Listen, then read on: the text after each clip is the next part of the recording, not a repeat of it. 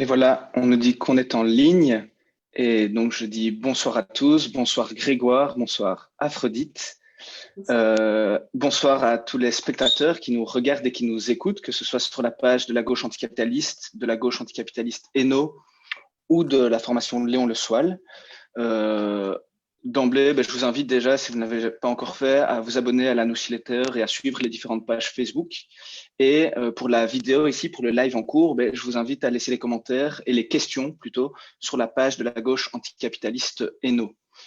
Et donc ce soir, j'introduis un petit peu, mais on a le plaisir d'interroger Grégoire Wallenborn, qui est chercheur et enseignant à l'ULB et qui travaille plus spécifiquement avec les usagers sur les multiples dimensions des systèmes électriques et sur toutes les questions, je pense, liées à l'énergie.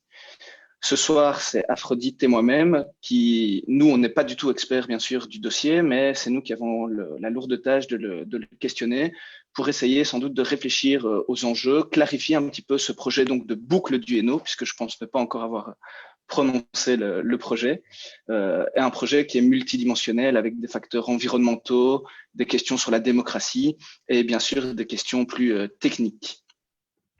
Je pense que Grégoire récupérera après si je dis des bêtises, mais donc j'introduis très très brièvement la boucle du Hainaut. C'est quoi? C'est un projet d'une ligne aérienne à très haute tension.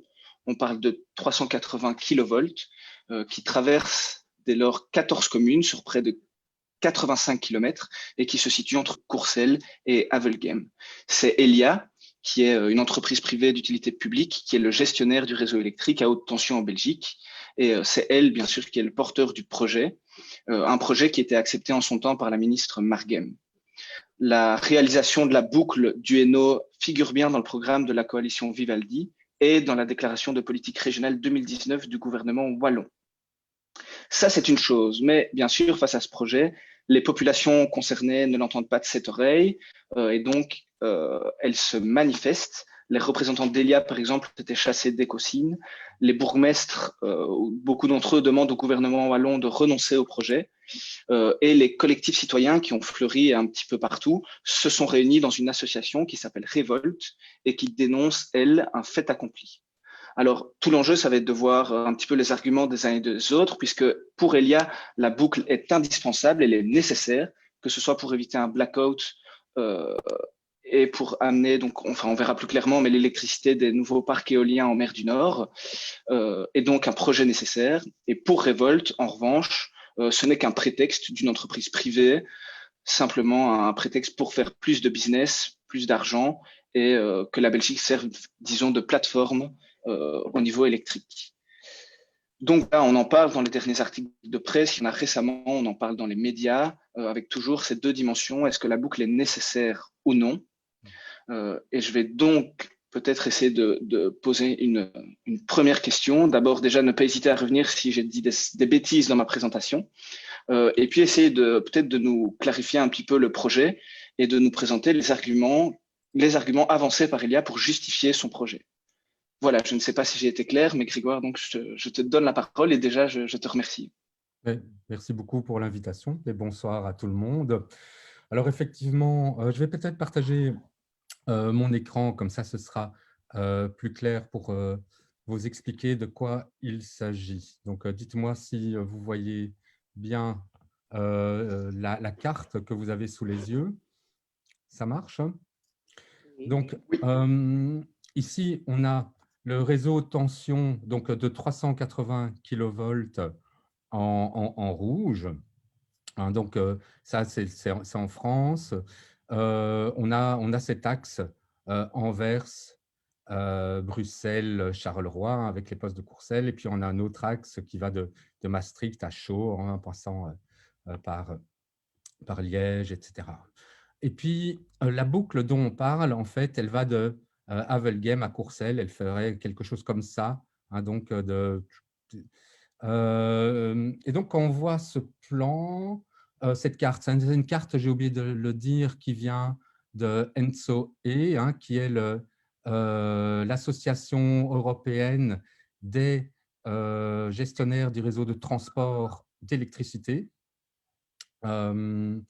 Et on voit en fait que cette boucle a l'air de presque, enfin, si on se met à la place du gestionnaire de réseau, ça a l'air d'être assez intéressant. Ici, on est quand même dans une zone très dense et ce projet de boucle pour relier ces deux points-là, c'est un très vieux projet en fait. C'est un projet qui date de plus de 50 ans.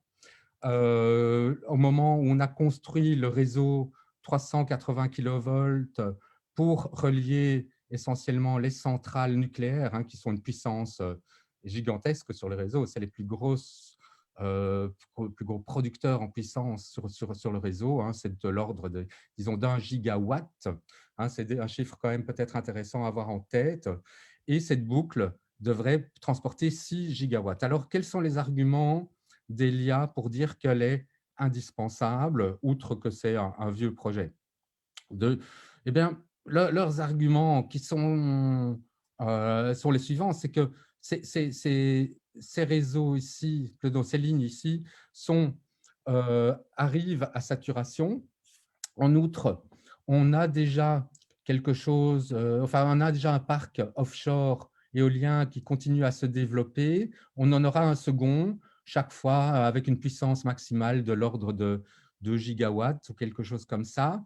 On a une connexion aussi avec l'Angleterre, et ça peut-être on va y revenir, pourquoi toutes ces connexions dans tous les sens, et essayer de comprendre que cette boucle du Hainaut s'inscrit dans un plan beaucoup plus large, européen. En fait, il y a une planification européenne des réseaux électriques de transport. Donc, une première connexion avec l'Angleterre, il y en a une de 1 gigawatt, il y en a une autre qui est prévue qui sera aussi de 1 gigawatt ou 1 gigawatt et demi. Bref, on va arriver à terme quand même à 6 gigawatts ici. Et l'idée, effectivement, c'est de pouvoir distribuer cette électricité dans l'ensemble de la Belgique, mais aussi bien au-delà. Alors, par ailleurs, Tihange va fermer. Aujourd'hui, la Belgique est plus ou moins à l'équilibre ou un peu exportatrice d'électricité grâce aux centrales nucléaires, si on veut. Voilà, je dis grâce, mais en tous les cas, il y a une production interne. Si, avec la fermeture de Tihange et de Doel, la Belgique va devoir importer plus d'électricité, faire circuler sans doute plus d'électricité. En outre, donc si on dézoome un petit peu, on va voir comme le réseau est extrêmement vaste. Bon, il y a un problème avec la carte, mais vous pouvez utiliser, allez voir vous-même. Mais l'idée générale de… Voilà, ça met un peu… voilà, c'est un réseau gigantesque. Donc, ça couvre tout le continent européen. Et le projet, qui est porté aussi évidemment par la Commission européenne en étroite collaboration avec les gestionnaires des réseaux de transport, c'est de réaliser un énorme réseau qui va pouvoir permettre de rapatrier l'électricité produite par les éoliennes au Danemark, dans le nord de l'Allemagne, mais aussi, on peut aller voir jusqu'en Norvège avec l'hydroélectricité. À terme, si on fait plus de centrales photovoltaïques dans le sud, c'est de pouvoir faire circuler les électrons en fait, sur ce que les ingénieurs appellent la plaque de cuivre européenne.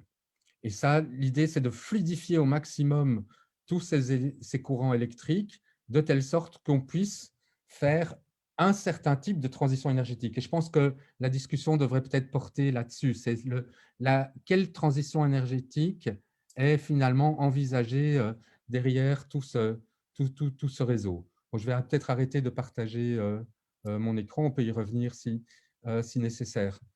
Donc, il y a cette idée de, faire des réseaux de plus en plus connectés pour que les sources renouvelables, et c'est des centrales renouvelables, ce n'est pas du renouvelable décentralisé, c'est vraiment des énormes parcs éoliens, solaires, hydroélectricité, etc., de telle sorte que en fait, cette plaque permet aussi un marché européen de l'électricité. Le marché, pour l'instant, est encore pas tout à fait fluide.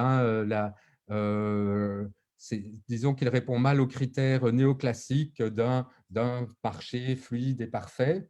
Et donc, l'idée, évidemment, c'est de faire cette alliance entre des réseaux extrêmement puissants, performants et un marché qui sera alors parfait, qui pourra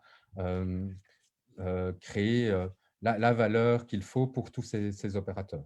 Voilà, je ne sais pas si j'ai répondu déjà un peu à la question. Je ne t'entends pas, Jérôme. Le micro. Voilà, toujours l'oubli du micro. Mais merci déjà, et je pense qu'on voit à quel point, en tout cas, la question est transversale et qu'elle pose déjà des questions. On l'a vu, la gestion démocratique de ces grands réseaux, la question du... Je pense qu'on y reviendra plus tard. Peut-être avant de prendre ce recul, la question que je voulais encore poser, c'est une capacité électrique qui est énorme. Donc, cette boucle du Hainaut. Est-ce que c'est vraiment indispensable pour le développement économique du Hainaut lui-même? Donc, qu'est-ce qu'il va y avoir des retombées, des opportunités industrielles? Est-ce qu'il y a une nécessité? Est-ce que la nécessité, pour ainsi dire, est régionale sur le Hainaut ou bien sûr, est-ce qu'elle est déjà européenne? Pour qu'on y voit plus clair, peut-être. Alors, les 6 gigawatts qui sont prévus, c'est clairement pas pour le Hainaut. Hein. J'ai essayé de montrer que cette boucle s'inscrit dans un réseau européen, en fait, hein, donc, et même pas belge. Maintenant, d'après mes renseignements, la demande d'industrie en Hainaut augmente. Il y a un petit, malgré bon, il y a eu la disparition de la sidérurgie à Charleroi et ailleurs, mais il y a un petit renouveau industriel à Charleroi. Il y a aussi Google qui demande de pouvoir avoir accès à des mégawatts et des centaines de mégawatts pour alimenter un second data center près de Mons. Donc voilà, je n'ai pas de renseignements extrêmement précis, mais il semble bien qu'il y ait une demande industrielle dans le Hainaut pour pouvoir se connecter, enfin en tous les cas, oui, se connecter au réseau de transport. Et donc, mais ce n'est pas 6 gigawatts, ça c'est sûr. C'est ça. Et donc, c'est plutôt une visée internationale, européenne. Et je pense que c'est un peu lié le fait qu'on puisse s'y brancher avec la question suivante, parce que pour ceux qui nous écoutent et qui habitent ce corridor de 200 mètres et ces communes en général, pourquoi est-ce qu'il n'était pas possible en fait d'enterrer cette ligne pour éviter les nuisances qu'on imagine là vraiment, pas encore les questions démocratiques plus globales, mais vraiment pour les habitants et les citoyens qui habitent ces régions et ces communes. Alors, quand on enterre une ligne, on peut enterrer effectivement une ligne en courant alternatif sur 10 km, mais pas beaucoup au-delà, parce qu'il y a des phénomènes de puissance réactive. Je ne vais pas rentrer dans les détails techniques, mais voilà, donc il faudrait passer sur une telle distance en courant continu. Donc, comme on l'a fait dans le projet Allegro, la connexion entre la Belgique et l'Allemagne, hein, donc pas loin de Peine, mais ça coûte beaucoup plus cher. Donc, il faut faire des énormes transfos. Si je me souviens bien les chiffres, la connexion Allegro, c'est 600 millions d'euros pour 1 gigawatt. Donc, pour 6 gigawatts, vous multipliez à peu près par 6 parce que c'est une question essentiellement de câbles. Et sur une distance de 70 km, si je me souviens bien. Donc, vous imaginez, donc, autrement dit, les coûts sont extrêmement plus importants. Ça, c'est la première raison qui est invoquée, hein, en sachant qu'il y a investi, bon an, mal an, je ne sais plus, c'est 500, 600 millions d'euros dans le réseau, quelque chose de cet ordre-là. Donc, voilà, pour vous donner une idée des capacités d'investissement d'Elia. Donc, en plus, il faut des transfos énormes. Et donc, à un niveau paysager, là où on est près des transfos, ce n'est pas très agréable. Et puis, ça empêche, si on fait ce genre comment dire, de lignes enterrées, souterraines, ça empêche de s'y connecter. Or, il y a une demande aussi dans le Hainaut, pas de 6 gigawatts, mais pour faire ça. Donc, voilà, ça, c'est les raisons invoquées en tous les cas par Elia. Ok, merci. Et donc, je pense qu'on voit bien en tout cas que la puissance est trop forte que pour uniquement bénéficier à ces petites régions du Hainaut, donc c'est bien sûr dans une logique plus globale et que techniquement, en tout cas, il semble bien que les lignes aériennes soit possible sur une si longue distance, pardon, de 85 km. En tout cas, dans le projet, si on ne remet pas en question, et j'imagine qu'on y viendra après, ce qu'on entend, c'est la question de la consommation et la question de la gestion de ces réseaux, quoi. Et donc, ça me permet un peu d'enchaîner sur ce marché européen, puisqu'on sait que c'est des entreprises privées qui gèrent un petit peu ces marchés, même si elles sont un but, finalité d'intérêt public, pourrait-on dire. Mais donc, cette boucle, bon, quand on va sur le site de la boucle du Hainaut, ils prétendent bien sûr que c'est pour assurer ils le défendent et c'est leur point de vue, assurer une transition énergétique pour un avenir durable, etc. Mais est-ce qu'il n'y a pas, bien sûr, une finalité derrière d'accumulation de profits et de recherche de bénéfices? Et on s'en doute quelle est vraiment la volonté d'Elia derrière sur ce marché européen? Ça va peut-être être ça la question. Quelle est la volonté d'Elia sur ce marché européen? Ouais. Alors, il faut essayer de comprendre effectivement la structure financière d'Elia pour répondre à cette question et regarder comment Elia est régulée. Hein. Il ne faut pas oublier qu'Elia, comme tous les transporteurs et distributeurs, est une société régulée. Ici, c'est par la CREG, donc c'est la Commission de régulation de l'électricité et du gaz, qui est fédérale. Et Elia ne peut pas faire ce qu'il veut hein, avec ses tarifs. Il y a une discussion, des négociations parfois assez dures avec le régulateur. Bon, après, Elia, c'est autre chose. Ça n'est pas que la gestion du réseau de transport en Belgique. Ils ont en fait… oui, peut-être que je reviens un instant en arrière. Elia, c'est une société effectivement de droit privé cotée en bourse qui est détenue à 50% par les communes et 50% par des petits porteurs belges ou étrangers. Et Elia a créé une holding avec plusieurs filiales, dont la gestion du réseau de transport en Belgique, mais ils ont aussi un morceau du réseau de transport dans le nord de l'Allemagne, et puis une série d'autres activités où là, alors effectivement, ils peuvent faire du profit non régulé. D'accord? Mais ce n'est pas la plus grosse partie de leur actif financier, d'après ce que j'ai pu comprendre. Donc, ils ne peuvent pas faire ce qu'ils veulent dire que la boucle du Hainaut, c'est pour augmenter leurs profits. Je pense sincèrement que les régulateurs ne l'accepteraient pas, cette chose-là. Enfin, en tous les cas, là, les, les contacts que j'ai avec la CREG me disent qu'ils veillent à ce que ça ne soit pas le cas.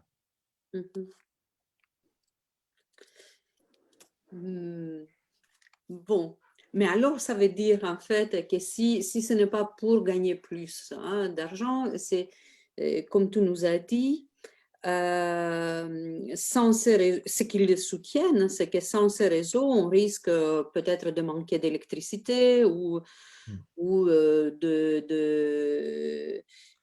payer l'électricité plus cher ou comme il y a soutien, en fait, la boucle est un complément indispensable au parc éolien en mer du Nord. Donc, à la transition vers des énergies renouvelables dans le secteur électrique. Alors, quel est ton avis? Est-ce que renoncer à la boucle, ça veut dire en fait que les centrales nucléaires de Doel 4 et de Tihange doivent rester en activité, par exemple? Alors,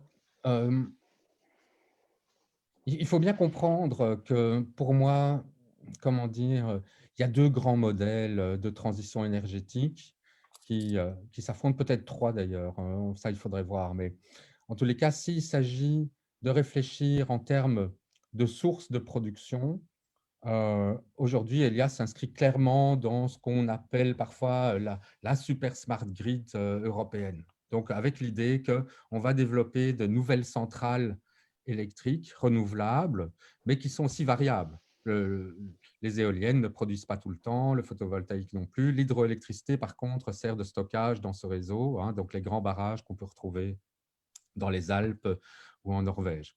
Donc, c'est cette idée finalement d'avoir un grand réseau, et c'est un très beau rêve d'ingénieur, hein, cette chose-là. Hein, il faut imaginer, ce réseau, c'est la plus grosse machine du monde. Ça connecte des centaines, voire des milliers de sites de production avec des milliards d'objets connectés qui sont en usage aussi intermittent. Il faut que tout ça soit à l'équilibre en permanence entre production et consommation, que ça ne s'écarte jamais beaucoup de l'un de l'autre, sinon effectivement on a un blackout. Donc c'est une machine qui doit être pilotée à chaque instant. Et il y a une série de mécanismes qui permettent effectivement de faire cet équilibre, des mécanismes techniques, des mécanismes de marché, etc. Et donc il y a un rêve, c'est vrai, assez ouais, qu'on pourrait qualifier de technocratique en tous les cas, qui rejoint aussi l'Europe. L'Europe se dit, mais voilà, avec des réseaux pareils, on va unifier les Européens parce qu'on va créer des dépendances entre les pays. C'est un autre marché, si on veut, mais qui est vital. L'électricité, aujourd'hui, dans nos sociétés, on en a besoin à tout point de vue. Et c'est sans doute, avec l'énergie en général, la chose la plus sous-estimée dans l'économie néoclassique. Hein. Donc, la valeur de l'énergie, ce n'est pas grand-chose dans les marchés, et pourtant, sans cette valeur-là, il n'y a rien qui fonctionne. Autrement dit, l'énergie n'est pas un facteur de production dans l'économie néoclassique, alors qu'on en a vitalement besoin. Alors, face à ça, on peut se dire, ben, est-ce qu'on ne peut pas imaginer une transition qui soit au contraire faite de sources décentralisées, détenues par des citoyens?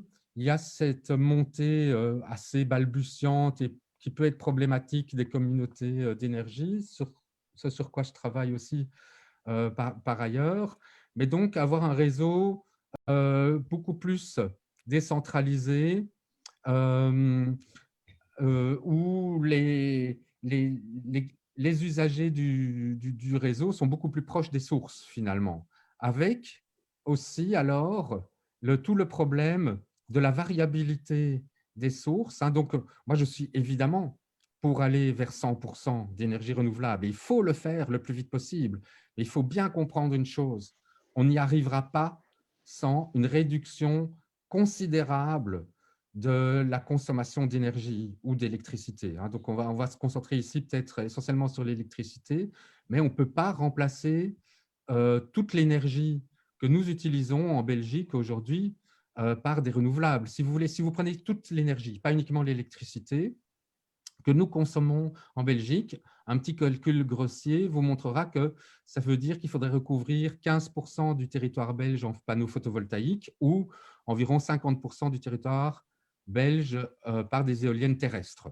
Et ça, c'est juste le volume d'énergie annuel produit. Ça ne prend pas en compte toute la variabilité. Et donc, pour moi, mon rêve alternatif à ce grand marché, c'est ce grand réseau dont peut-être on va en avoir besoin, et ça on va y revenir peut-être dans un instant, mais ce serait aussi qu'on apprenne finalement à quel point l'électricité est précieuse, et donc aussi qu'on apprenne à certains moments peut-être à pouvoir s'en passer, je pense. Alors, ça pose des tas de problèmes, mais je pense qu'on va vers ce genre de société. On ne va pas avoir le choix, qu'il faut une décroissance, si vous voulez, de la consommation d'énergie, comme de tous les flux matériels par ailleurs, et que cette décroissance suppose qu'on s'adapte à l'énergie disponible. Aujourd'hui, le réseau fonctionne par la demande. Il est piloté par la demande. Vous avez besoin d'électricité, enfin, vous appuyez sur un interrupteur, il y a quelque part une source qui s'active sur le réseau et puis tout s'équilibre. Ici, avec les renouvelables, il faut accepter ce que la nature nous offre à un moment donné, du vent, du soleil, et adapter nos pratiques en conséquence. Enfin, c'est comme ça qu'il faudrait le voir, en sachant évidemment qu'il faut aussi du stockage, mais que le stockage, c'est cher, c'est coûteux évidemment financièrement, mais aussi en ressources naturelles. Et donc, il faudrait apprendre de plus en plus à consommer au moment où on produit. Ça pose des tas de problèmes, hein, mais ça nous fait bifurquer dans une autre société, évidemment, parce que c'est une société beaucoup plus sobre, beaucoup plus adaptée et en connexion avec ce que les écosystèmes peuvent nous fournir à un certain moment. Voilà. Oui. Oui, j'attends très très bien hein, ce que tu dis et je comprends tout à fait. Mais pour revenir en fait à ce qu'on disait, les riverains, on réfléchit là-dessus en fait. Ils disent que finalement, ce n'est pas pour répondre à leurs besoins, comme tu dis, hein, ce n'est pas pour répondre à leurs besoins. Ils vont subir en fait quelque chose, en fait, qui ne va pas être au profit en fait de sociétés locales. Ça, c'est la première chose. Et puis ensuite, ils disent que la boucle est une autoroute électrique en fait. Ça, c'est les arguments des révoltes. Hein. un projet de pur business qui va permettre à Elia de transférer de l'électricité produite dans les pays limitrophes vers d'autres pays limitrophes. Alors voilà, il n'y a pas, et en plus, ils ne font pas partie du projet, en fait. Les sociétés qui subissent le projet, où la ligne va passer, ils ne font pas partie du projet. Alors, il y a une certaine opacité, en fait, hein, du projet. Et ce n'est pas ce type d'opacité, en fait, ça ne nous dit pas qu'ils ont raison, finalement, de penser comme ça. Alors, on n'est plus dans la transition, hein, on n'est plus dans la réflexion d'une autre société, c'est vraiment une société locale qui subit en fait les décisions qui sont très opaques d'un projet européen, etc., pour leur bien, entre guillemets, mais leur bien, ça reste abstrait. Non, je suis d'accord hein, avec ça. C'est que, dire que les réseaux de tension sont des autoroutes, je trouve l'analogie tout à fait convaincante. Hein. Donc, si on peut comparer les réseaux électriques avec le réseau des routes. Et d'ailleurs, on va y revenir parce que sur le financement de ces routes et des réseaux électriques, il y a peut-être quelque chose à dire aussi. Oui. Mais bon, ça peut-être ça pour plus tard.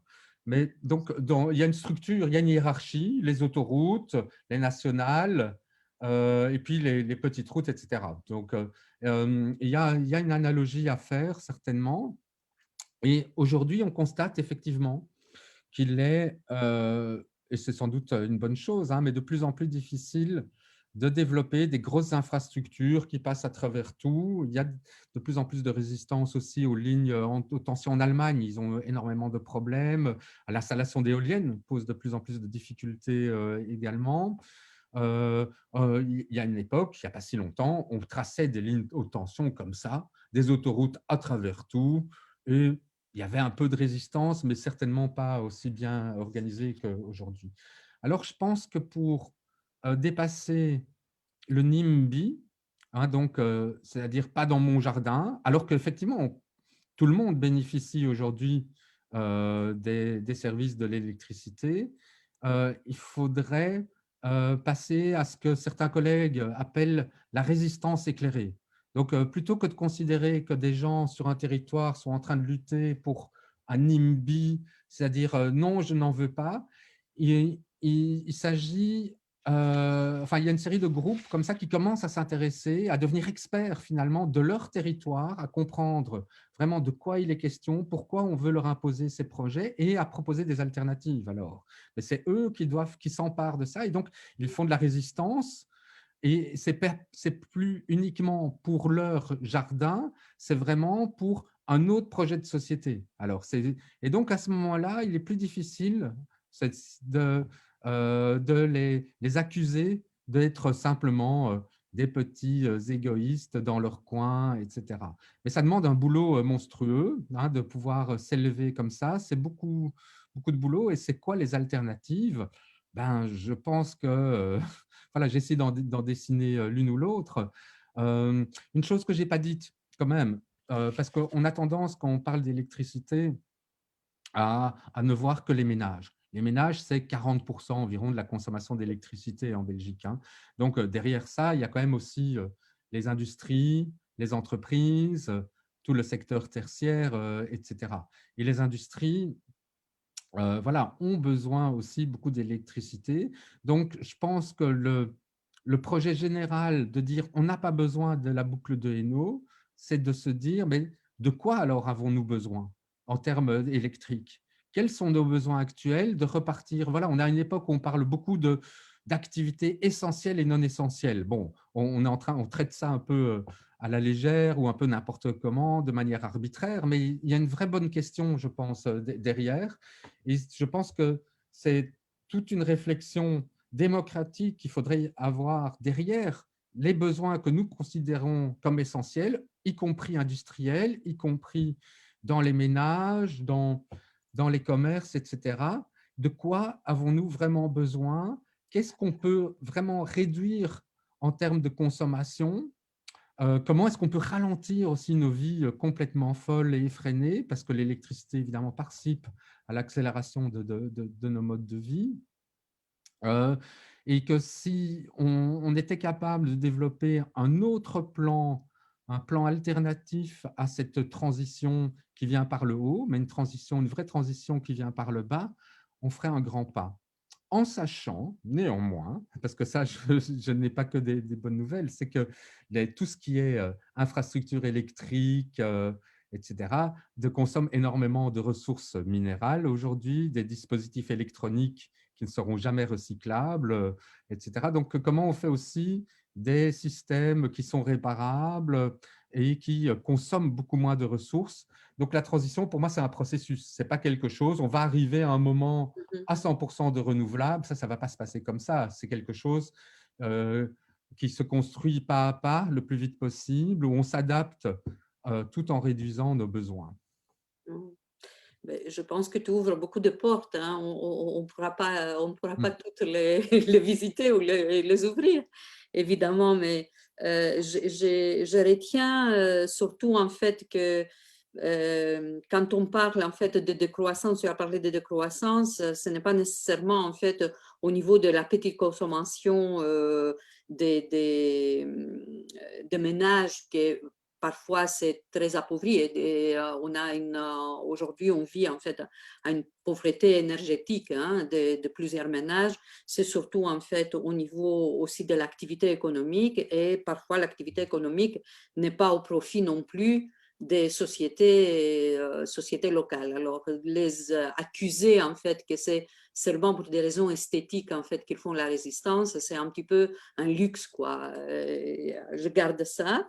Je garde les termes de résistance éclairée, j'ai beaucoup aimé. Et puis, ce que j'aimerais aussi en fait souligner dans tout ce que tu as dit, c'est qu'il y ait plus de participation et plus de démocratie. En fait, ça ne va pas nous faire du mal à personne. Hein. Je pense que c'est ça, plus de partage, ça va faire du bien. Aussi au niveau des idées, évidemment, hein, pas seulement au niveau des ressources. Mais je reviens un petit peu sur les sociétés en fait locales parce qu'il y a une inquiétude relative aux impacts des rayonnements électromagnétiques. On attend de plus en plus hein, de résistance sur les réseaux de téléphonie, tout ça sur la santé. Il y a des agriculteurs en fait qui rapportent notamment des changements au comportement des animaux. Il y a des personnes qui disent aujourd'hui qu'ils sont sensibles et ils tombent vraiment malades. Mais nous, on n'a pas trouvé en fait des études vraiment fiables en fait qui soutiennent tout ça. Mais en même temps, on ne peut pas ne pas écouter non plus les gens en fait qui se plaignent. Hein. C'est les deux. Alors, sait-on à ces sujets? Est-ce qu'il y a des choses qu'on peut dire? Bon, là, on s'éloigne encore plus de mon champ de compétences, mais bon, j'ai quelques idées là-dessus assez vagues. Bon, mais je voulais juste revenir hein, sur la question de la précarité énergétique, elle est essentielle. Hein. Aujourd'hui, c'est quand même 20% des ménages en moyenne en Belgique qui sont touchés par une forme ou l'autre de pauvreté ou de précarité énergétique. Hein. Donc, effectivement, ce n'est pas à eux qu'il faut demander de faire des efforts de réduction de la consommation d'énergie. On est bien d'accord. Hein. Il y a des questions d'isolation des maisons qui sont… Bref. Mais pour en arriver à cette question qui est que j'ai envie de remettre dans le cadre des problématiques santé-environnement, elle est très compliquée, en fait,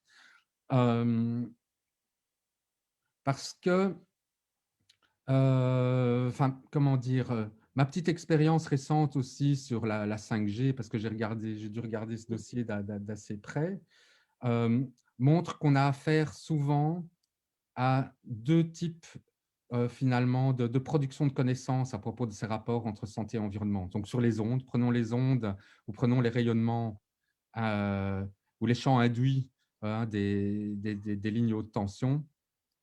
Quand on fait des mesures en laboratoire, on ne voit pas grand-chose, en tous les cas, aujourd'hui. Par contre, on a des tas de témoignages du terrain qui remontent via des médecins et autres qui indiquent des tas de choses. L'hyperélectrosensibilité, ça existe, c'est indéniable. Simplement, on ne comprend pas ça au laboratoire. Et donc, on assiste souvent à une controverse entre deux types de sciences. Une science de labo qui dit, non, il n'y a rien, on a pris notre protocole, bien clair, on ne voit rien. Et puis, plus des médecins de terrain qui disent, non, il y a quelque chose, c'est évident, on ne voit pas. Et ces gens qui s'occupent de santé-environnement disent souvent, vous savez, dans le passé, on a eu ces cas-là, avec le plomb, avec les perturbateurs endocriniens, avec l'amiante. On ne nous a pas cru, il y a eu des lobbies qui se sont opposés, on a fait des études au labo qui n'ont rien vu. Il a fallu changer les protocoles de labo, inventer des nouvelles manières de mesurer les choses pour révéler ça. Alors, spécifiquement sur les champs induits par les lignes haute tension, je suis tombé il n'y a pas longtemps sur un reportage dans Mediapart qui me semblait quand même bien foutu là-dessus et qui indique que un certain nombre de cas sont résolus par l'intervention de personnes financées par ailleurs par RTE, qui est l'équivalent d'ELIA en France, et qui viennent dire vous avez une barrière métallique, c'est normal donc qu'elle prenne tout le champ induit, mettez-la à la terre. Enfin, il y a une série de petits dispositifs qui permettent de réduire les courants d'induction et, et qui améliorent la situation dans un certain nombre de cas. Il demeure des tas d'autres cas qui ne sont pas solubles, où on ne sait pas ce qui se passe. Et une des hypothèses qui était avancée par l'article, c'est d'aller voir la nature des sols, en fait. Est-ce que les sols ne sont pas conducteurs? Certains sols seraient plus conducteurs que d'autres. On sait que l'eau peut jouer un rôle important dans la conduction électrique. Et donc, mais là, alors, on tombe dans un autre type de savoir, de discipline scientifique. Et là, ça demande un autre type d'études qui, à ma connaissance, on ne fait pas aujourd'hui. Voilà. Alors, donc, mais il faut imaginer effectivement qu'une ligne haute tension produit un champ qui peut induire des courants s'il y a des conducteurs aux alentours. Mais qu'est-ce qui est conducteur et comment les vaches ou autres animaux reçoivent ça? C'est un peu la boîte noire aujourd'hui. D'accord. Ça me rappelle un petit peu, en fait, toutes les discussions qu'on a eues sur les ONG à un moment donné, qu'ils disaient que ce n'était pas, il n'y avait pas, le laboratoire, en fait, ne montrait pas. Et puis, 20 ans après, on sait que ce n'est pas sur les humains directement, mais c'est sur les insectes et voilà, tout ça. Bon, bref. Alors ici, je pense qu'on va voir. Dans ce sens-là, les riverains ont raison alors d'invoquer le principe de précaution en ces matières, hein, puisque ça va passer à travers des villages et leurs maisons, quoi. Oui, c'est peut-être que là que la résistance éclairée pourrait devenir intéressante, c'est de demander à faire des expériences. On sait que pour tout ce qui est radioactivité, en général, c'est des associations qui s'emparent de ça, puis vu l'opacité qui règne dans le secteur. Et donc, je me demande s'il existe des associations qui seraient prêtes à mesurer des champs induits, des courants induits par les champs ou autres, et qui, je ne sais pas comment on pourrait mettre en place ça, mais donc ça, c'est une compétence à créer, certainement. Je pense que si aujourd'hui, enfin, avec évidemment des scientifiques, mais il y a quelque chose de très intéressant à produire là en termes de connaissances citoyennes, de cette alliance entre science et citoyens autour de ces questions-là, en tous les cas. Et dire le principe de précaution, oui, mais il est très… Je suis évidemment pour le principe de précaution, mais c'est extrêmement vague aujourd'hui. Donc, il faudrait pouvoir justement s'emparer de cette question et essayer de voir quel type de savoir on pourrait produire sur le terrain pour contrer alors éventuellement d'autres types d'assertions. C'est là qu'on produit de la résistance éclairée. Bon, c'est très bien. Je pense que tu as répondu à ma question suivante, que c'était justement ce Not in my backyard. C'est un point d'appui, en fait. La mobilisation, c'est un point d'appui justement pour une prise en charge collective et démocratique de ces questions. C'est ça l'idée. Et surtout en mobilisant aussi les associations qui vont à la défense et qui vont faire éventuellement en fait des recherches sur le terrain Ouais. pour répondre à ces questions, c'est ça. Oui, alors il y a une lutte évidemment pour les paysages. Je pense que les paysages, c'est pas anodin. C'est euh, vivre dans un certain lieu, c'est enfin quand on voit la répartition des classes sociales en fonction des paysages, tout est dit, hein. Et donc effectivement, quand arrivent des nouvelles infrastructures, c'est logique que des gens s'opposent à une dégradation directe de l'environnement visible. Maintenant, moi, je ne suis pas contre non plus une certaine visibilisation de toutes ces infrastructures qui nous font vivre et qu'on a oubliées, qu'on a volontairement invisibilisées, que ce soit l'électricité, l'eau, etc.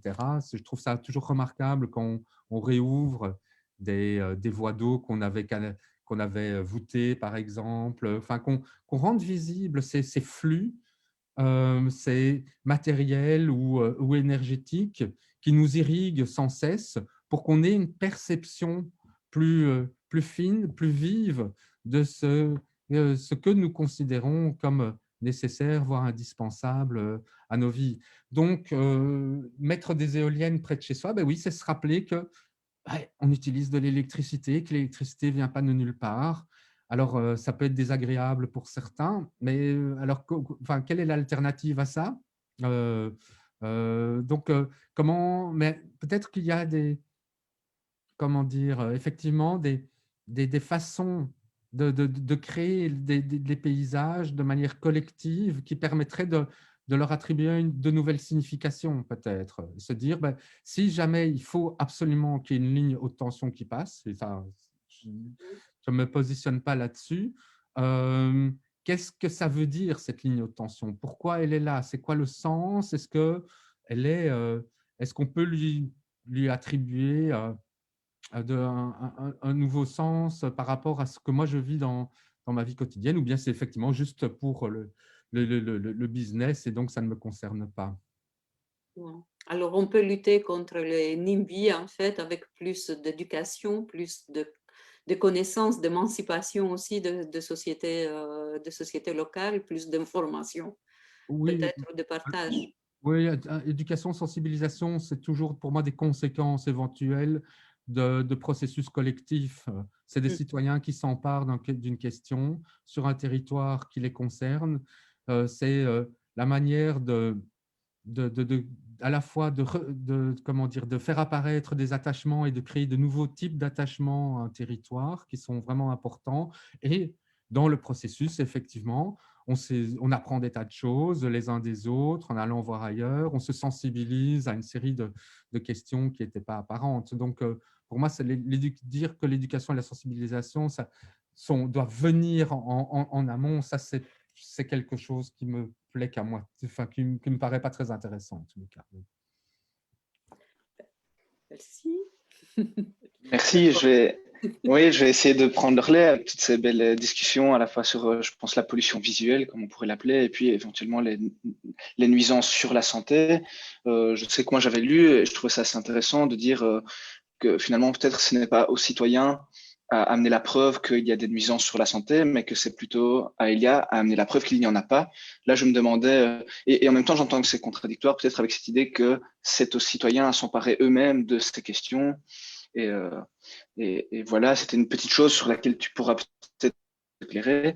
Et puis j'enchaînais plus sur la question, on en a déjà parlé, mais la gestion un peu démocratique de ces projets et de ces réseaux. Comment dire, les citoyens ici, le gros projet de 300 pages a été remis juste quelques jours avant la fin de la consultation citoyenne. Est-ce qu'il n'y a pas là vraiment un abus ou une dérive technocratique et quelle serait l'alternative pour que ce projet soit fait de manière plus démocratique et citoyenne? Voilà, si tu peux déjà réagir à ça. Oui, moi, tous les aspects juridiques, je les maîtrise mal, mais c'est évident pour moi que passer en force ne va pas aider au projet. Donc, je pense qu'Elia l'a compris. Maintenant, ça va revenir. Donc, oui, toutes ces arcanes politiques, etc., politico-juridiques, je les maîtrise extrêmement mal, donc me prononcer là-dessus, ça me semble bon. Oui, qu'est-ce qu'on pourrait faire d'autre? Donc, c'est pas évident, hein, je pense, mais il y a une piste quand même, parce que c'est quelque chose qui est peu connu. Comme je le disais, quand même, Elia est détenue à 50% par les communes, hein. De la même manière, ce sont aussi les communes, hein, au travers d'intercommunales, qui détiennent les réseaux de distribution. Donc ça, c'est la basse tension, hein, c'est Orest, par exemple, en Wallonie, hein, ou Sibelga à Bruxelles. Et ces réseaux rapportent énormément d'argent aux communes, qui en ont bien besoin par ailleurs. Autrement dit, aujourd'hui, la facture d'électricité, ou de gaz d'ailleurs aussi, a une petite partie, enfin pas négligeable, qui est un impôt déguisé. Donc, nous payons les communes, pas uniquement le réseau, mais les communes à travers la facture d'électricité. C'est un impôt évidemment particulièrement injuste, hein, puisqu'il n'y a pas d'aussi grosse différence que moi je le pensais il y a 10 ans entre les plus pauvres et les plus riches en termes de consommation d'électricité. Il y a des petits écarts au décile extrême, mais quand même c'est assez plat finalement comme distribution par décile de revenus. Donc c'est assez injuste comme impôt. Mais les communes ont besoin de ça. Et les communes, aujourd'hui, considèrent les réseaux électriques comme ils disent, des assets. Donc, c'est des actifs financiers qui doivent être rentables, qui doivent rapporter. Parce que, disent les communes, si ça ne nous rapporte pas, ben, on va les vendre alors.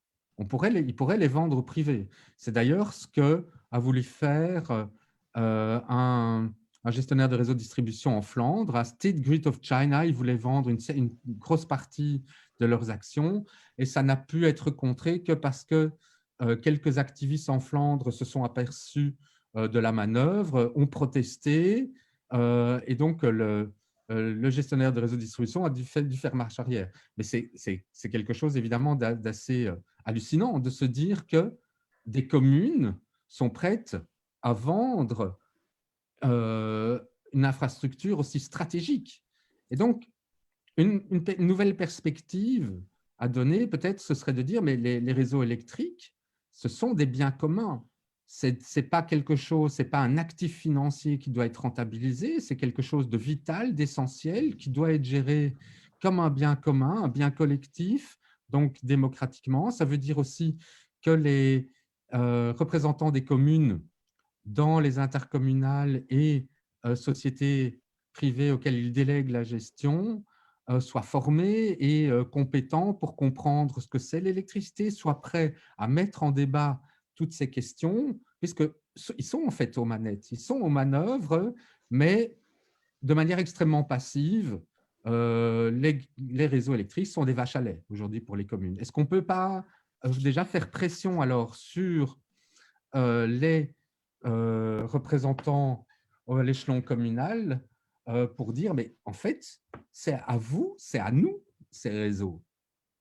Et donc, aussi se dire, comment est-ce qu'on financerait autrement ces réseaux? Si c'est des biens communs, ben, ça doit être financé autrement, comme les routes sont financées, par exemple, hein, par l'impôt et éventuellement par aussi des taxes de circulation. Mais donc, il y a tout un rapport, je trouve, au réseau, et la libéralisation n'a fait qu'accentuer, évidemment, cette idée que les réseaux, les infrastructures sont des outils financiers comme des autres, alors que c'est des infrastructures collectives totalement vitales.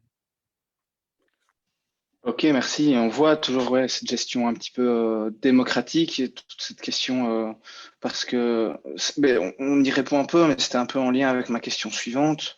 On sait que les énergies renouvelables, ça permet une production décentralisée et normalement, ça devrait plutôt nous amener, ou ça pourrait en tout cas nous amener à une gestion peut-être plus démocratique par les collectivités locales. Et c'est vrai que, comme tu l'as dit peut-être, cette boucle du Hainaut, elle va complètement dans le sens opposé. Et est-ce que c'est pas contradictoire ou est-ce qu'on peut se l'approprier collectivement lorsqu'on est sur des réseaux comme ça supergrid et européen est énorme, quoi. Oui, ça pose des tas d'enjeux. Hein. Parce qu'on a besoin d'électricité aujourd'hui. En tous les cas, voilà, dans dans une autre société, à l'avenir, peut-être qu'on aurait besoin de moins d'électricité. Enfin, de toute façon, il va falloir y passer d'une manière ou d'une autre. À quelle échéance de temps, je ne sais pas le dire. Mais aujourd'hui, on en a besoin pour les villes et les industries.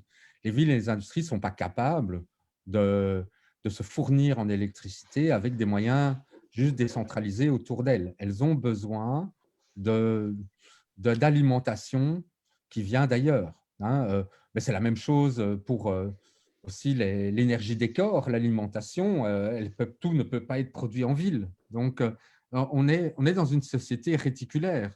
Et donc, la boucle du Hainaut, elle vient comme une pièce parmi beaucoup d'autres de cette société réticulaire qui nous fournit cette électricité, mais pas uniquement effectivement pour les petites maisons, mais pour des villes, pour des industries, etc. Voilà, ça c'est comme ça que ça fonctionne aujourd'hui. Donc, ouais, comment on attaque ça? Comment on se dit, on pourrait changer de société, il faudrait passer à des moyens décentralisés, gérés collectivement et démocratiquement. Waouh, c'est un beau programme, hein. Mais voilà, ça c'est peut-être que je vais laisser à la gauche anticapitaliste le soin de le décrire, ce programme, plus en détail. Tout à fait. Mais en tout cas, on voit qu'au-delà des questions techniques de la nécessité ou non, et en dessous, il y a les questions de consommation et de gestion démocratique. Et donc, c'est des questions pas simplement techniques, mais terriblement politiques qui sont en train de se jouer et sur lesquelles, je pense, il faut pas être ignorant et il faut être lucide et bien sûr être conscient de ça.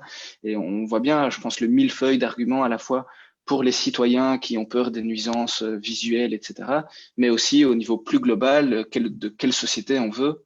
Et c'est clair qu'on n'y répondra sûrement pas ici pendant ce petit live, mais on a un peu des pistes, au moins pour en prendre conscience. Je passe la parole à Aphrodite, je pense. Mais je pense, j'avais une question justement sur la transition vers un système 100% en fait de renouvelables, si ça impliquerait l'austérité énergétique, parce que ça c'est vraiment quelque chose en fait qui est vu la précarité énergétique en fait dont on a parlé il y a un moment, ça peut être vraiment très peu attrayant pour les citoyens. Est-ce que ça c'est une fatalité en fait où on parle de deux choses différentes, austérité ou quelque chose d'autre, je ne sais pas, je me pose la question. Et il y a plusieurs questions dans ce sens-là aussi à la... Oui, le terme austérité n'est pas très joli. Hein. On n'en a pas vraiment envie. Bon, les scénarios 100% renouvelables que j'ai lus et qui sont un peu cohérents prévoient tous une réduction de au moins 50% de la consommation d'électricité ou d'énergie. Enfin, ça dépend comment on voit les choses. Donc, il va falloir réduire. Voilà. Il va falloir réduire la consommation d'énergie, c'est aussi ralentir. Et de toute façon, on n'a pas le choix. Pour moi, c'est extrêmement clair, quoi. On est en train d'atteindre les limites de la planète à tous égards. Alors, en termes de ressources minérales pour les renouvelables ou bien fossiles pour l'énergie, on a encore un peu de marge, mais on est à peu près, enfin, il y a toujours un pic de production pour toutes ces ressources finies, toujours. Et donc, on a déjà passé le pic du pétrole conventionnel. Il y aura une série de pics. Et quand on passe un pic, ça ne veut pas dire qu'on n'a plus de ressources, c'est qu'on en a de moins en moins. Et donc, qu'il faut s'adapter. Donc, on va passer immanquablement durant ce siècle, et ça va aller sans doute assez vite pour certaines ressources minérales aussi. On va passer ces pics-là. Donc on ne va pas avoir le choix. C'est ça que je veux dire. Alors, comment on fait? Donc, on parle beaucoup de sobriété. Alors, je pense qu'il y a plein de choses, d'activités qui sont complètement inutiles, du pur gaspillage, et ça va de nos petites activités quotidiennes aux plus grosses industries. Hein. Donc, il y a des tas de choses qu'on pourrait supprimer sans que notre qualité de vie en soit affectée. Au contraire, je pense que ralentir nous ferait gagner pas mal de qualité de vie.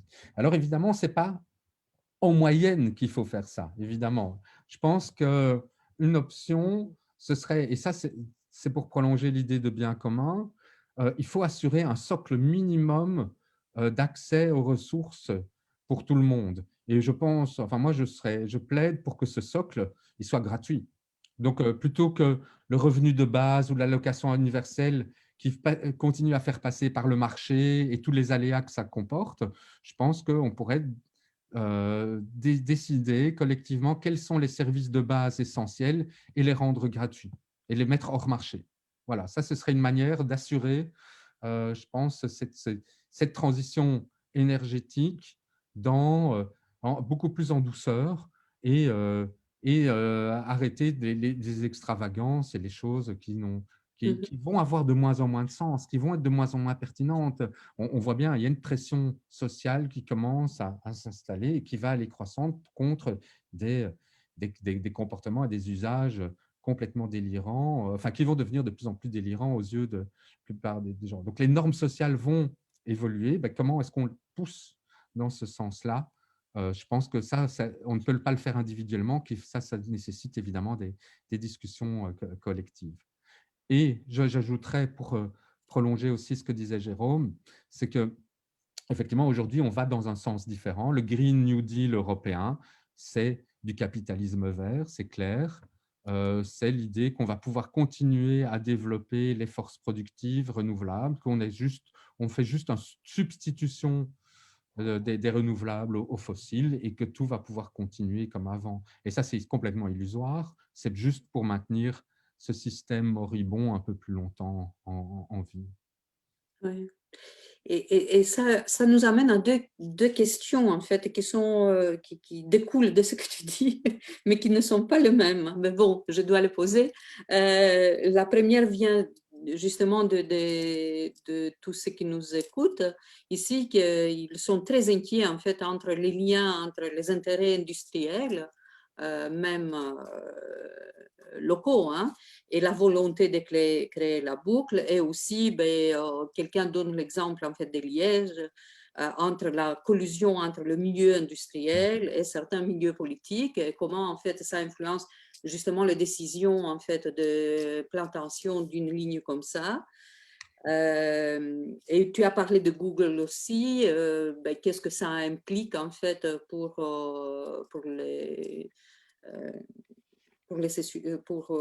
cette implantation en fait, etc. Bon, voilà, ça c'est la première question. Peut-être je vais poser le deuxième aussi, comme ça tu vois quoi tu réponds ou pas après. Je ne suis pas sûr d'avoir compris cette question-là précisément. Alors, C'est cette quoi la question, question? quel serait le lien entre les intérêts industriels en fait et la volonté de créer la boucle vraiment et non, mais je pense que ça découle en fait de ce que tu dis hein, aussi, et la collusion entre le milieu industriel et certains milieux politiques en fait, hein, qui poussent vers cette direction. Et aussi l'implantation de Google et quels sont les besoins en fait et en quoi ça concerne justement l'économie locale. Voilà, tout ça. Oui, oui, forcément, il y a plein de pognon là derrière, donc forcément, les plus puissants vont chercher à en avoir encore plus. Enfin, on connaît la chanson, voilà. Enfin, qu'est-ce qu'on peut dire de plus que ça? Sinon que je sais que la CREG avait déjà repéré en 2007 des malversations chez Netis, Reza. Hein. Stéphane Moreau avait déjà été repéré comme disons, faisant des choses pas très réglementaires, disons. Voilà, c'était en 2007. Voilà, ça met… et il n'y a pas eu de suite à ça. Donc, oui, forcément, je pense que dès lors que le capital est concentré quelque part, ben, il attire des tas de convoitises et que capital et puissance, et ça, je trouve que les réseaux électriques le montrent bien. Et là, on a les deux significations de puissance qui vont ensemble. il y a la puissance électrique et il y a la puissance politique.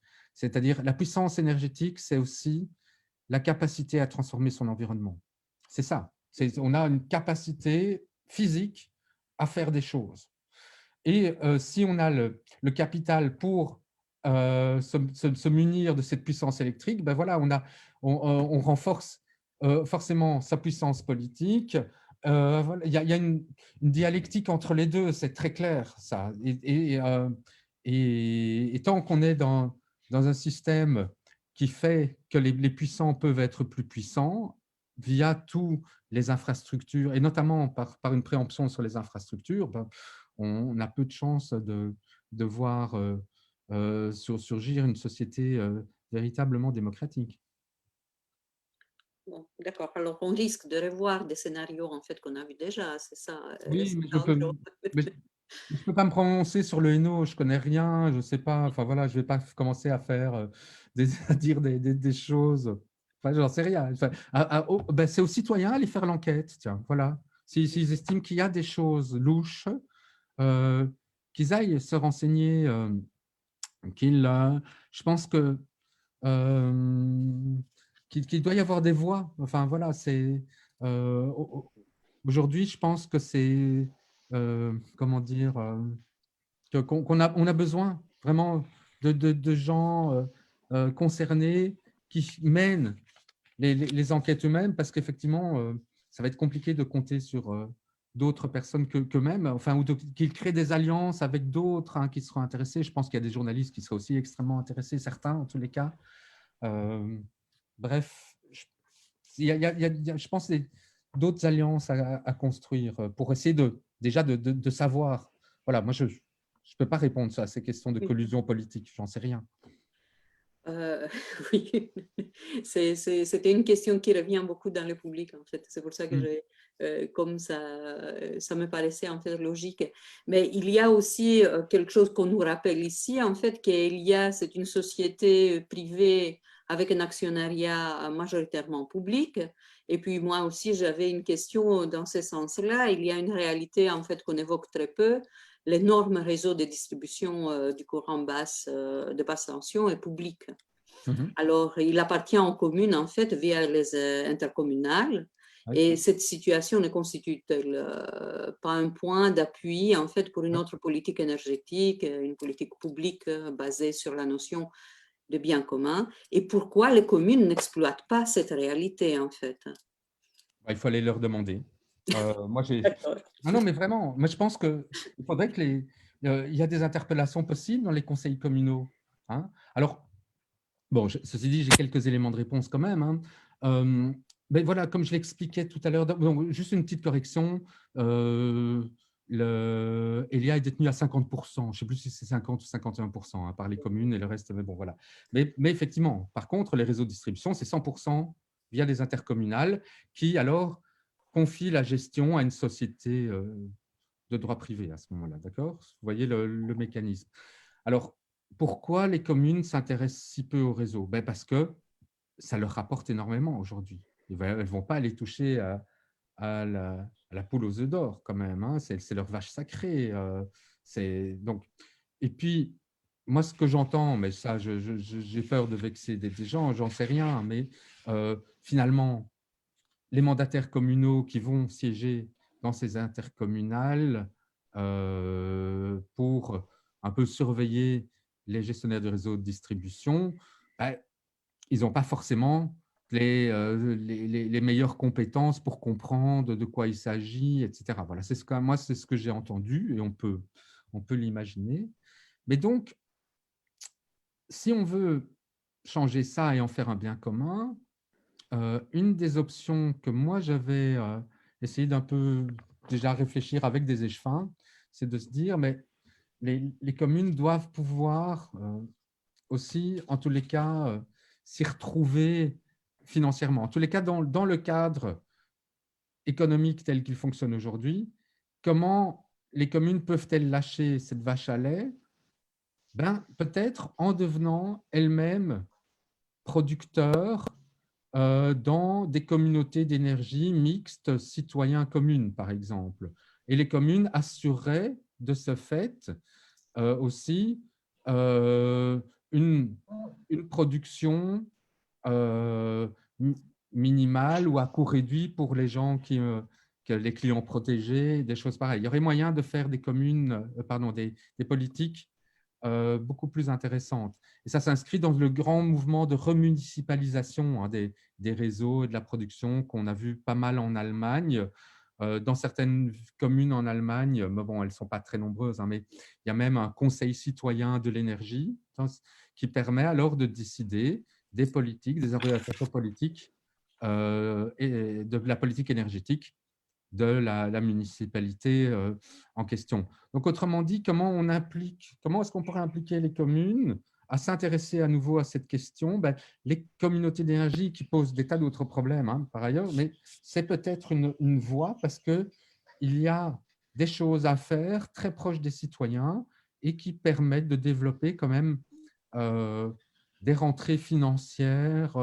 Alors, ce n'est pas évident pour l'instant comment les modèles économiques de ces communautés d'énergie peuvent vraiment fonctionner, mais il y a quelque chose certainement à faire de ce côté-là, je pense. Et donc, je pense qu'il faut aller interpeller au maximum les communes pour dire, ben voilà, là… Et il y en a déjà qui le font. Il y a eu des tâches, je pense, justement dans les Hainaut, hein, qui avaient commencé ça vers Moucron, je pense, qui commencent à développer ce genre de choses. Et ça, c'est super intéressant. Il faut aller voir ces petites initiatives qui pourraient se développer et aller voir comment ces communes se débrouillent. Je ne sais pas, voilà, je n'ai pas eu l'occasion de le faire. Merci. Si je peux poser une petite question introduite, en tout cas, c'est chouette et je pense que c'est vraiment intéressant de mettre en lumière ce qui se fait ailleurs et c'est essentiel. Je vois que l'heure avance, hein, il est déjà 21h08 et en fait, on a commencé à le faire, mais on va continuer sans doute à piocher un petit peu dans les réactions du public. Moi, j'en avais une, voire deux ici qui touchent un peu à cette question de la réduction de la consommation d'énergie. Il y a Benoît qui nous dit c'est pas à l'ordre du jour l'économie d'énergie. On pousse aujourd'hui pour des voitures électriques qui vont venir s'ajouter à la consommation actuelle. Il y a Daniel un peu plus loin, je pense, qui nous dit ne craignez-vous pas que le plaidoyer pour la réduction de la consommation d'électricité soit inaudible parce qu'il apparaît comme un soutien à la poursuite de l'austérité. Et c'est vrai que, je ne sais pas, autour de tous ces débats sur la réduction de la consommation, on entend parfois dans les discours cette idée d'un autoritarisme vert, qu'il y aurait là quelque chose d'antidémocratique. Et on peut supposer qu'il y a un risque, mais comment est-ce que toi, tu peux réagir à ça? Puisqu'en fait, cette question de la réduction de la consommation, elle est de l'ordre du nécessaire, en fait. Donc, si je t'ai bien compris. Ouais. Moi, ce que je vois dans mes… oui, comment dire? Ça fait 20 ans que j'essaye de comprendre ce truc-là et de voir comment on pourrait arriver à ça. Et l'approche individuelle est clairement une impasse. L'approche technico-économique aussi, et les deux sont liés, évidemment, parce qu'il y a une individualisation de la question à travers les dispositifs de marché, les compteurs communicants, les feedbacks, etc. Ça marche très mal. Il y a 5 à 10% de gens qui peuvent être intéressés, mais en général, ils ont déjà fait ce qu'ils pouvaient dans le cadre, en tous les cas, des vies quotidiennes telles que nous les avons aujourd'hui. En revanche, moi, je mets quand même un certain espoir dans les actions collectives. C'est pour ça que les communautés d'énergie m'intéressent, même si j'en vois aussi des limites, ou d'autres types d'expérimentations qui permettent une mise en discussion de ce qu'on fait.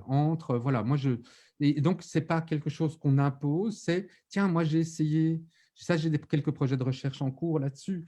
Tiens, moi, j'essaye de faire ça, comme ça. Ah oui, tiens, ça, c'est une bonne idée. Tiens, si je diminue la température chez moi, qu'est-ce qui se passe? Donc, sur un mode plus expérimental. Il n'y a pas une injonction à le faire. Il y a, tiens, j'essaye et qu'est-ce que je suis capable de le faire? Et je le partage avec d'autres et on s'échange des astuces. En tout cas, c'est une première étape et ça modifie surtout l'intérêt d'une discussion collective, c'est que ça modifie les normes sociales. Les normes sociales sont extrêmement importantes, sont hyper pesantes dans la façon dont nous consommons. Qu'est-ce qu'il est normal de faire? Voilà, c'est ça.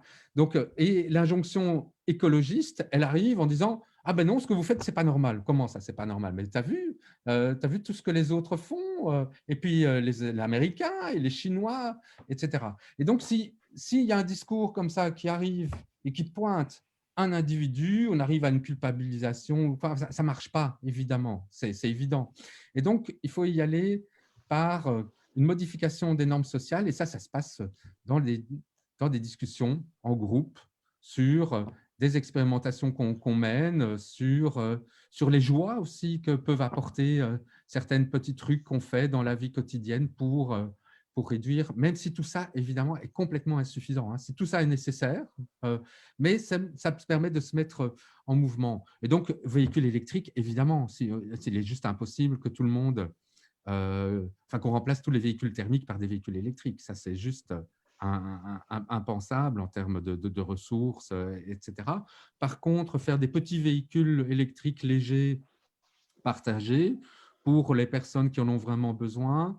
Moi, je vois le succès des vélos électriques. Je trouve ça, personnellement, voilà, je ne me considère pas encore comme assez vieux pour avoir un vélo électrique, mais je vois pas mal de gens qui se mettent au vélo grâce au vélo électrique.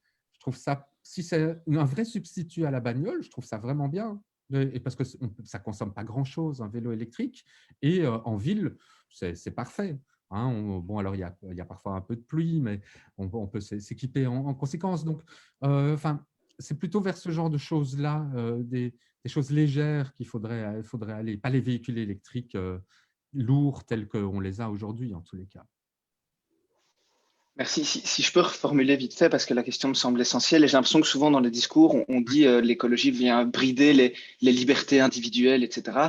Ce que tu nous dis peut-être, c'est que il faut prendre du recul et plutôt qu'envisager les libertés individuelles, il faut parler de liberté collective, et c'est-à-dire l'autorisation collective face aux ressources naturelles qui sont disponibles. Parce que peut-être, je ne sais pas, que les libertés individuelles, finalement, les miennes vont empiéter sur celles des autres, surtout qu'on sait aujourd'hui, et il n'y a plus de doute que les ressources sont limitées. Et donc, dans toutes ces discussions autour des libertés individuelles, etc., peut-être mettre plus en évidence la liberté collective et donc démocratique de définir nous-mêmes nos limites à la consommation, quoi. La liberté individuelle est une illusion. Il n'y a pas d'individu. Enfin, on hérite d'un système, de tas de choses qui nous viennent du passé, qu'on reprend ou pas, et croire que ça dépend uniquement de nous, mais c'est une aberration anthropologique. Enfin, qui ose penser comme ça qu'il a droit à, enfin, alors que tout a été fabriqué par d'autres. Il y a quelque chose que je ne comprends pas dans cette notion de liberté individuelle. Il va falloir qu'on me l'explique. Et donc, effectivement, il n'y a que des libertés et des capacités collectives, en tout cas tant qu'on est en société. Et on s'attaque là à un imaginaire un peu terrible, parce que tout le monde s'imagine libre et transparent à lui-même, et avec toutes d'autres questions, je pense, la méritocratie, des choses comme ça, mais c'est toute une société qu'il faut interroger, puisque c'est cette société qui consomme de l'énergie et qui détruit son environnement. Ok. Je ne sais pas si tu as une réaction ou d'autres, Aphrodite. Ouais, pardon. Oui. C'est parce que tu as parlé plusieurs fois, en fait, quand on parlait de partage, de connaissances, de tout ça, de recherches qui doivent se faire sur le terrain, et qui soient portées par la société civile, par les associations, etc. Et tu travailles à l'ULB, alors qu'est-ce qui se passe à l'université? Et j'ai une question ici, en fait, j'ai là qui va dans ce sens-là. Y a-t-il des ressources disponibles pour financer des recherches participatives sur les courants induits avec l'implication des populations, où il ne faut pas lutter déjà, en fait, pour une réforme profonde des politiques de recherche, de financement des recherches? Oui, très bien. Oui. Merci pour cette magnifique question. Parce qu'il se trouve qu'à Bruxelles, on a effectivement un programme de financement qui s'appelle Co-créer, de co-création, où on est obligé de mettre, d'inclure activement des citoyens comme des co-chercheurs avec leurs expertises propres, etc. Je participe à 2 projets en ce sens-là. En Wallonie, malheureusement, on n'en a pas. Je pense qu'il y a vraiment un énorme effort à faire pour développer ce type de programme. Et puis alors aussi avec quelques collègues à l'ULB, on est en train de développer, ça va prendre du temps, mais au sein même de l'ULB, une interface sciences-société qui permettrait effectivement de faire de la recherche avec des associations, vraiment sur un pied égalité, université, association. On est en train de monter cette structure-là parce qu'on sait que c'est vital, qu'il y a une vraie demande en ce sens et qu'il faut aller vers ça. Donc, ceci dit, il existe déjà, mais pas à l'ULB, mais ce qu'on appelle des boutiques de sciences. Donc, quand des associations ont des questions à poser, peuvent s'adresser à des universités, et alors on met un mémorand, voire un doctorant sur la question qui travaille alors avec les citoyens. Moi, je crois vraiment à ce type de recherche. Le problème, c'est celui du financement. Hein, depuis l'avènement du néolibéralisme, de la fameuse société de la connaissance, des politiques de l'excellence et de toutes ces choses-là, on voit en fait que de plus en plus, les universités sont poussées à se financer en s'alliant avec le privé et avec les entreprises, les industries, ce qui peut avoir aussi une certaine forme d'intérêt, mais qui pose aussi, qui oriente complètement les questions et la recherche. Donc, je pense qu'il faut, je peux faire effectivement un appel vibrant auprès des pouvoirs publics pour financer d'autres types de recherche. Je pense que c'est absolument vital et qu'il y a beaucoup de chercheurs qui trouveraient énormément de sens à aller faire ce type de recherche. Merci. Merci. Je vois que l'heure tourne, il est 21h18. Après, on a encore quelques questions peut-être assez précises. Je ne sais pas si on peut y répondre. Il y a Sébastien qui nous demande est-ce qu'on peut faire un lien, en tout cas en termes de consommation électrique, entre la boucle du Hainaut et le déploiement de la 5G et l'obsession, après au-delà de ça, l'obsession peut-être dans notre société de la digitalisation en général. Est-ce qu'on peut répondre à cette question? Est-ce qu'on peut faire un lien entre les deux? Peut-être que là, c'est non, je ne vois trop pas de lien compliqué. direct. Donc ouais, justement, je viens d'évaluer la consommation électrique des réseaux mobiles pour le gouvernement wallon, justement. Et qu'est-ce qu'on a trouvé? C'est qu'aujourd'hui, c'est quand même considérable, hein, les réseaux mobiles consomment environ 1% de l'électricité en Wallonie. C'est 2% si on met les terminaux et les serveurs dans la boucle environ. Et si on passe à la 5G, déploiement total, on double encore ce chiffre. Donc, et ce qui consomme dans les réseaux mobiles, c'est les antennes. Hein. 80% de la consommation d'électricité, c'est les antennes. C'est ça il y a une puissance, voilà, c'est des kilowatts en continu pour chaque antenne. Et il y a près de 6000 antennes en Wallonie. Voilà, c'est ça qui explique la consommation. Mais donc, on ne peut pas dire que la boucle du Hainaut ait grand-chose à voir là-dedans. Je ne pense pas. C'est ça, pas grand-chose à voir. OK.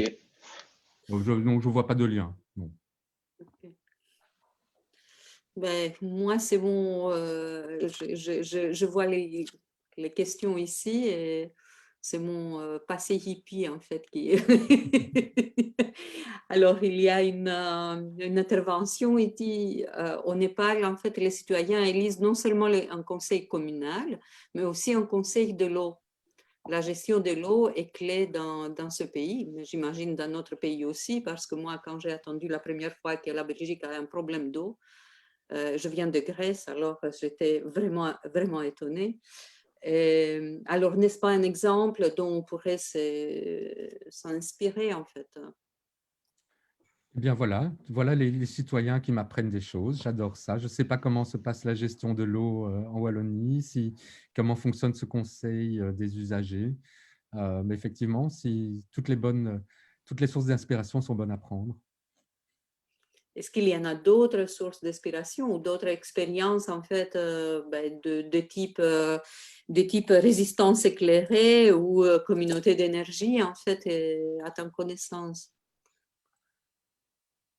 Je trouve que dans l'alimentaire, il y a tout un mouvement très intéressant quand même.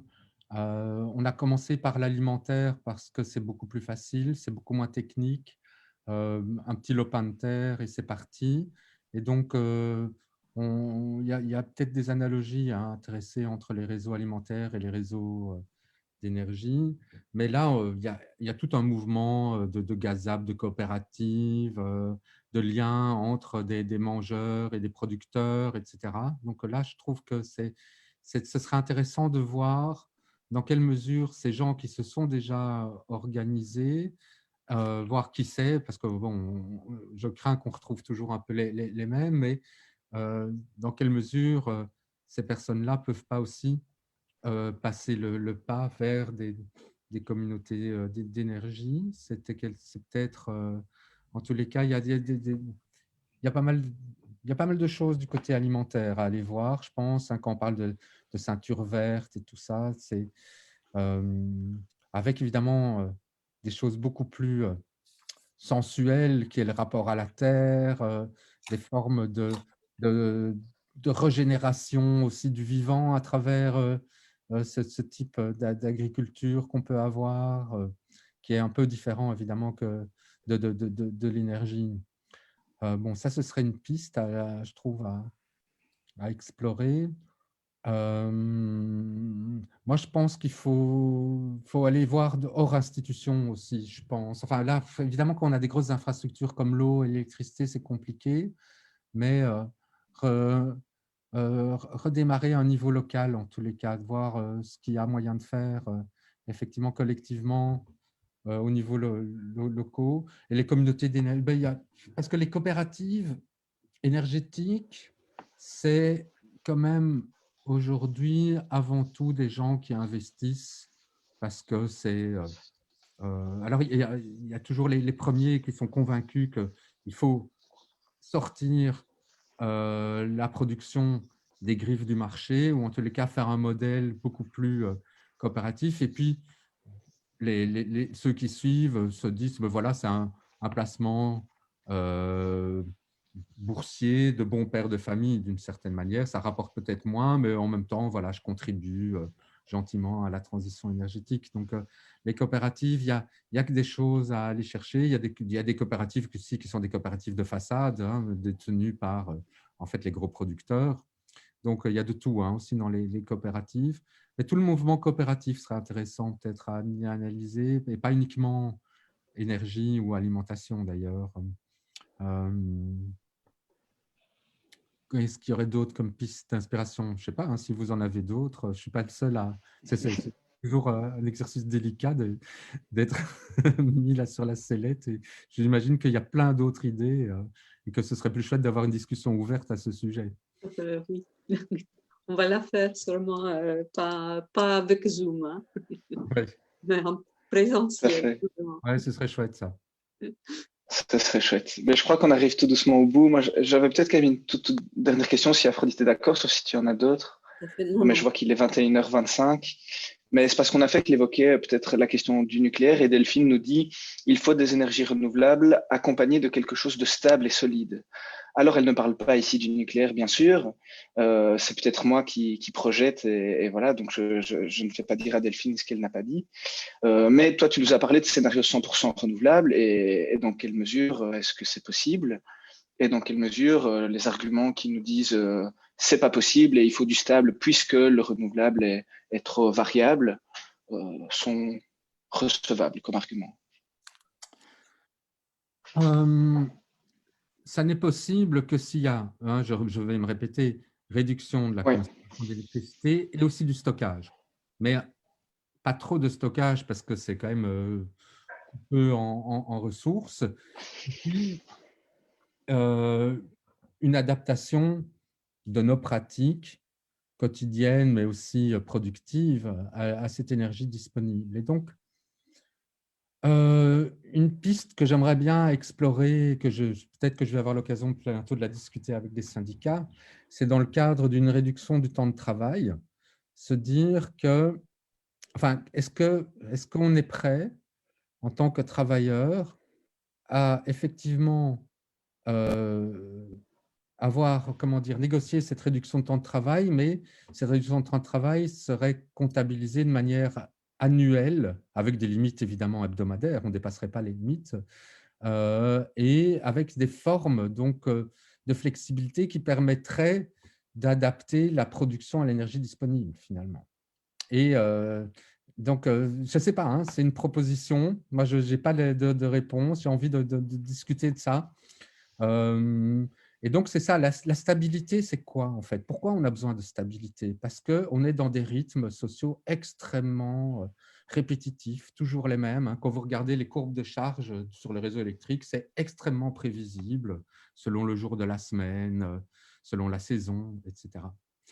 Donc, c'est ça, pourquoi cette stabilité, elle n'est pas peut-être indispensable, elle est requise par notre demande en énergie qui vient de la manière dont nous organisons la société. Donc, peut-être qu'on peut un peu déstabiliser ça, ou en tous les cas, se dire on n'a pas besoin de tout, d'avoir toute cette répétition tout le temps, étant entendu qu'avec les prévisions météo, on peut prévoir quand même la production quelques jours à l'avance, qu'on a du stockage, etc.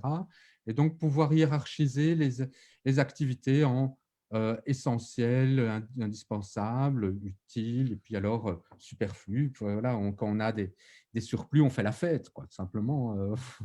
Ou je ne sais pas. Enfin, en tous les cas, organiser cette société autrement. Et alors, du coup, cette question de stabilité, peut-être, se pose très différemment si, en tous les cas, on revoit les rythmes sociaux. Merci, mais je pense que c'était une belle conclusion déjà. C'est quand même assez incroyable depuis cette boucle du Hainaut qui amène des nuisances aux riverains. On se rend bien compte qu'en tirant le fil, on interroge en fait tout notre modèle de société, depuis la consommation d'énergie jusqu'à même la vision qu'on a de l'individu et de son imaginaire consumériste, etc. Donc, je pense que ça ouvre pas mal de discussions possibles. Et je te remercie, Grégoire. On te remercie, bien sûr, pour toutes ces chouettes discussions. On va clôturer tout doucement, il est 21h28. Je pense, Aphrodite, que tu voulais peut-être parler des prochains événements à venir de la gauche anticapitaliste, ou je m'en charge, c'est comme tu veux. Tu peux t'en charger, tu as la parole. Hein. Moi, je remercie et je suis prête à diminuer mon temps de travail, hein, je vous assure. Mais ok, mais donc pour clôturer, je remercie encore une fois Grégoire, mais on a d'autres événements un peu comme celui-ci. Si ça vous intéresse, n'hésitez pas à nous suivre, n'hésitez pas à nous suivre sur Facebook, à vous abonner à la newsletter, et toujours dans un esprit d'intelligence collective, de réfléchir ensemble aux enjeux de société. Le dimanche 14 février, c'est nos amis de Flandre qui organisent toute une réflexion autour des luttes féministes en Amérique latine. Donc ça se fait en anglais, mais les questions peuvent être posées en français et dans toutes les langues que vous voulez, avec des intervenants de différents pays. Et donc, je pense que ce sera un échange très intéressant. Les luttes féministes en Amérique latine, le 14 février, donc. Ensuite, on a encore deux événements. Le jeudi 18 février, il y a une discussion autour de l'interruption volontaire de grossesse, puisque vraisemblablement, la lutte continue. C'est un live qui est à l'initiative de la formation Le Soil et du groupe IE. Avec aussi différents intervenants. Et enfin, le jeudi 4 mars, on a aussi une interrogation autour des big pharma, de vaccins et de la sécurité sociale, un entretien donc avec François Perle, qui travaille à l'INAMI et chez Solidaris, et qui sera lui aussi interrogé par deux membres de la gauche anticapitaliste. Je pense qu'on a fait le tour, sauf si vous voyez quelque chose à rajouter. Je remercie encore une fois tout le monde, Grégoire, Aphrodite et nos spectateurs. Et je ne sais pas s'il y a quelque chose à dire. Merci pour l'invitation. Mais alors, je vous dis, très bien. Alors, je vous dis à bientôt. On vous dit à bientôt et on va demander un peu à notre équipe technique de mettre fin au live. Merci à tous. Merci. Au revoir. Bonne